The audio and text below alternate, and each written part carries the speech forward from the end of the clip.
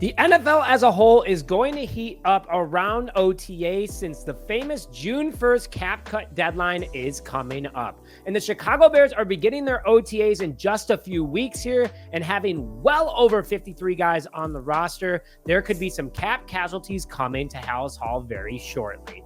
Poles even said himself, it's going to be tough to make this roster this year, and you're going to see a lot of camp battles, and it's going to be some pretty hard cuts. But things are going to get electric, and I'm pretty excited about it. Hello, everyone, and welcome back to this episode of Just Another Year Chicago Bears. My name is Nick Brody, and as always, thank you for tuning in and choosing us for your Chicago Bears news. Poles has put this roster in a spot to compete and is built for the long-term future, something that we're not used to.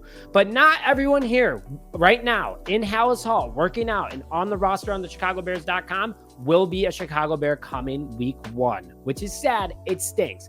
But today I have 4 players that I believe are likely going to be cap casualties ahead of the June 1st deadline, and releasing them will actually create over $5.5 million in cap space to potentially bring in another veteran to fill in the spots, and also overall just have more cap, especially a tight end or defensive tackle. And those 4 guys are the following. Offensive tackle Larry Borom, who has a way bigger cap hit than I thought if we were to cut him. Not only that, Velus Jone Jr, wide receiver, who a lot of people have mixed feelings about. Edge Dominque Robinson, who has not lived up to exact expectations that we had for him. And then safety Adrian Colbert, who has been a NFL journeyman on the Chicago Bears for the last couple of years. I don't think that he'll make this roster due to a lot of the moves that the Bears made this offseason. Now, before I jump more into these guys and why they're the biggest cap casualties of the Chicago Bears, comment who you think that the Bears will be cutting before that June 1st deadline, or who you want to see the Bears cut before that deadline. Along with that, if you want the Chicago Bears to make a splash in free agency before camp kicks off, make sure to smash the like button on this video to show your support so we can let Ryan Poles know the energy of Bears Nation right now. And as always, hit that subscribe button with notifications so you haven't already to stay up to date on all Chicago Bears news and content. So the first guy that we're going to hit on today is offensive tackle Larry Borom. The 25-year-old 3-year pro was drafted out of Mizzou a few years ago for the Chicago Bears, standing at 6'5", 333 pounds. He's played in a total of 39 games, starting in 17 of them. And if the Bears were to cut him, they would save $3.16 million.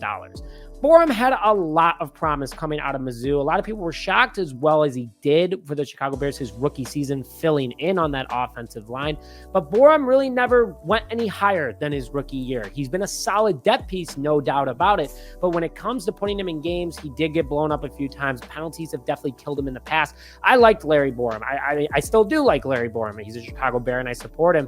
But unfortunately, due to the business of way things are and the amount of offensive linemen we brought in this offseason for way cheaper in the same playing level, if not better, I believe Larry Borom will be a cap casualty. Saving that money is big, and I wish him nothing but the best. But hey, I could be wrong, and he could be a Chicago Bear this upcoming season. The second guy I'm going to hit on is also on the offensive side of the ball and likely on the chopping block. Velus Jone Jr., wide receiver from Tennessee that we drafted a few years ago. I know a lot of people in Bears Nation have mixed feelings about him, whether they think that he still has an opportunity to be something great or they absolutely just want him off the roster because he's lost us 4 games over the last couple of years.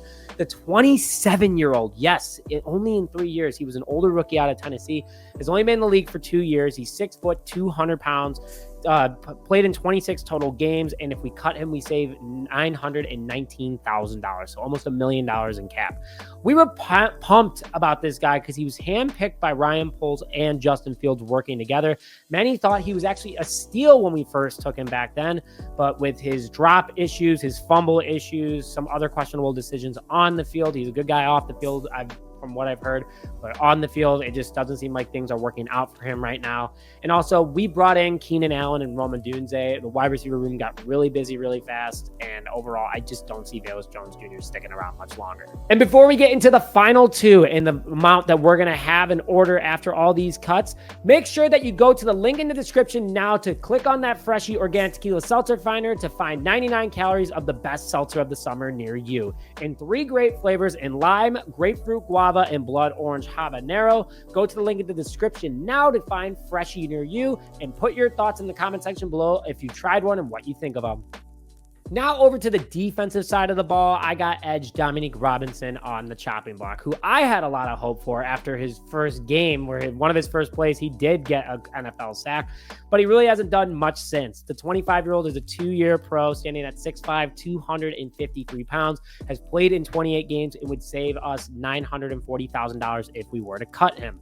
He had a lot of promise his rookie year, big guy, athletic, really good story, was actually a quarterback at the beginning of college, then became a defensive edge. But after that, never really fully developed, never became that overall player that we wanted him to be.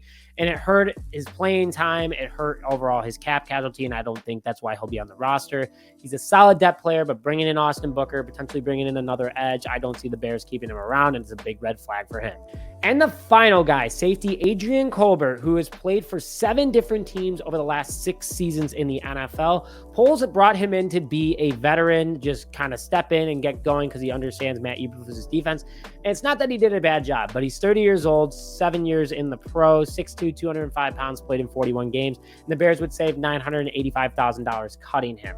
So honestly, with all the talent we brought in Kevin Byard, we have some other undrafted rookie free agent safeties that we brought in that are super athletic and way cheaper than $985,000. I think that the Bears are going to end up cutting him. And overall, with all that, the Bears would save over $5.5 million. And that's one veteran, in my opinion. And again, nothing against these guys. I love them all. They're Chicago Bears at the end of the day, and I wish them the best. But it is a business at the end of the day. You guys know how Ryan Poles works. He wants to build a Super Bowl team. And if he can get rid of 4 guys to get 1 guy and keep everybody that he still wants on his 53-man roster, it is what it is. So it is what it is. But this is, unfortunately, my early prediction of cap casualties that is going to be coming up here in the next couple of weeks. And again, I want to hear your guys' thoughts in the comment section below, who you think might be on the chopping block. But with that, thank you, as always, for tuning in this episode of Just Another Year Chicago Bears. I want to hear it loud and proud from you guys. Bear down, baby.